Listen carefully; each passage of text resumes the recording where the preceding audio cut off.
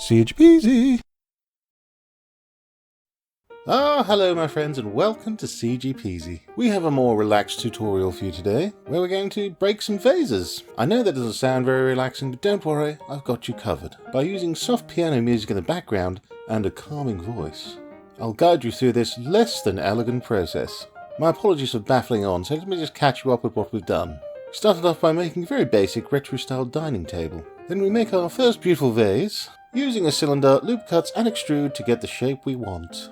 And once the shape is perfect, add a solidify modifier and the subdivision surface modifier to smooth it out. Then make two more vases with slightly different but just as elegant shapes. Then slowly mosey on over to the UV editing mode. Mark the seams using loop cut, making sure that the part facing the camera is not going to have any obvious seams. And when it's all mapped out, you can add a wonderful texture on top. I decided to be a rather cheeky fellow and add a couple of pictures on top of the texture. A perfect time for a little bit of logo placement within the video. Now get that to the right height on the table and then do the same to the other two vases until your scene looks absolutely perfect. Now the scene is all done and finished, it's time to add the cell fracture in the preferences menu. So edit preferences cell fracture and click save. Select your first vase, click Objects, Quick Effects, and Cell Fracture. Change the source limit to about 300, put the noise up to 1, and give the collection a fantastic name. Then watch the magic that is cell fracture occur before your very eyes.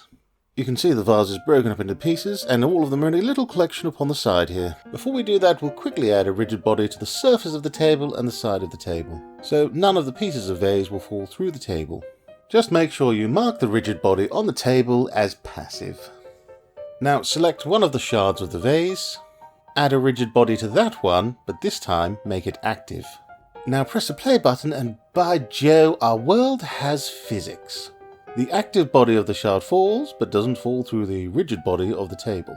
And to make the rest of the pieces do the same thing, select all of them, go to Object, click on Rigid Body and choose Copy from Active. Press the play button once again and we have even more physics. How wonderful! But I know what you're thinking, we don't want this vase to fall to pieces. We would much rather like to smash it with something. So click on a piece of the broken vase again. In the rigid body physics panel, go down to the bottom and choose deactivation. And under that remember to click start deactivation. Select all and copy from active again. And when you press play nothing will happen because something has to hit it in order to break it now. And this is the perfect time for even more logo placement because I'm going to bring in my mallet character. So click on append, find out where your character is and load him in. Get him to the correct height and start animating.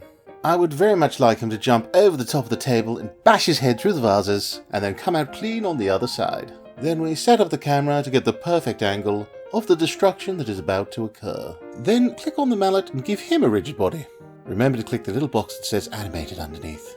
Now press the play button and watch the happy mallet character wreak havoc upon these vases. I'm afraid we do have a little problem. When you look close up to the vase, it's already fractured. So we need to place the full vase over the top, scale it up just a very minuscule amount, so that you can't see the cracks of the other vase. Then in shading mode, separate the texture from the other ones, and keyframe the alpha of the texture just before and just after the mallet hits it. By turning the alpha down to 0, your texture will basically be invisible in rendered mode. But you have to be in the Cycles render engine, so make sure that you're in that before you start rendering your project. Then press play to make sure everything works fine. But of course, being an animator or designer, you've got a problem. Your problem is you don't know when to stop. So instead of leaving the video where it is, you decide to carry on, do more animating, mix in some camera angles, and finish this calming, relaxing video with some over-the-top electric guitar music. So without any further ado, I present to you Break Stuff, a CG Peasy Productions cinematic debut.